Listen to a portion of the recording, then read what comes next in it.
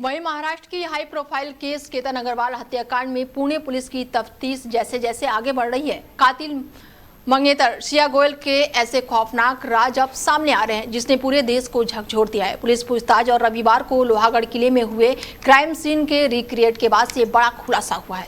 सिया गोयल ने केतन को प्यार का झांसा देकर उसे महज एक एटीएम मशीन बना रखा था और शादी से पहले ही उसने करीब 1 करोड़ रुपए ऐड कर अपने प्रेमी चेतन चौधरी को दे दिया था।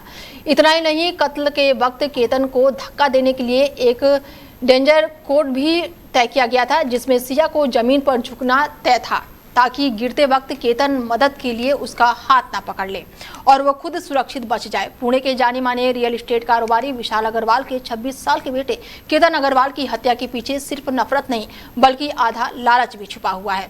पुलिस सूत्रों के मुताबिक सिया कभी भी केतन से शादी नहीं करना चाहती थी, उसे सिर्फ उसका पैसा चाहिए था। सगाई के बाद से सिया ने शॉपिंग और अन्य बहाने बनाकर केतन से करीब 1 करोड़ रुपए की बड़ी रकम वसूली है।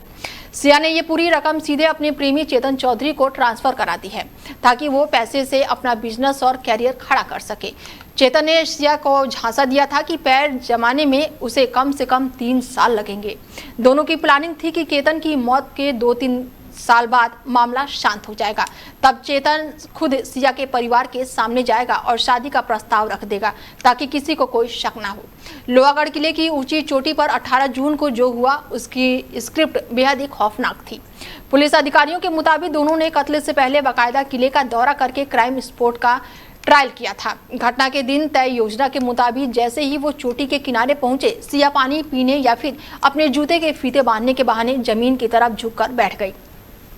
सिया का ये झुकना ही पीछे छिपे प्रेमी चेतन के लिए फाइनल सिग्नल था और जैसे ही सिया झुकी, चेतन ने पीछे से आकर केतन को गहरी खाई में धक्का दे दिया।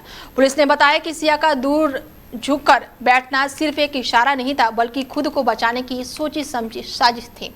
आरोपियों का डर था कि अगर चेतन का धक्का देने पर केतन खुद को बचाने की कोशिश करता तो वो हड़बड़ाहट में सिया का हाथ पकड़ सकता था और ऐसे में सिया भी उसके साथ नीचे खाई में जा गिरती और इसी वजह से सिया जानबूझकर केतन की पहुंच से दूर बैठ गई। और जांच में ये भी सामने आया कि 18 जून को पहले यानी कि 31 मई को भी सिया ने केतन को एक लोहे के पुल से नीचे धकेलने की कोशिश की थी।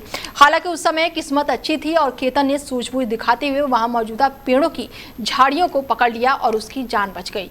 उस समय पकड़े जाने के डर से सिया ने तुरंत ही चिल्लाते हुए बहाना बना दिया और वो अचानक सांप आ गया है, इस वजह से वो चिल्लाने लगी। फिलहाल चेतन को देखते हुए पुलिस लगातार कार्रवाई कर रही है।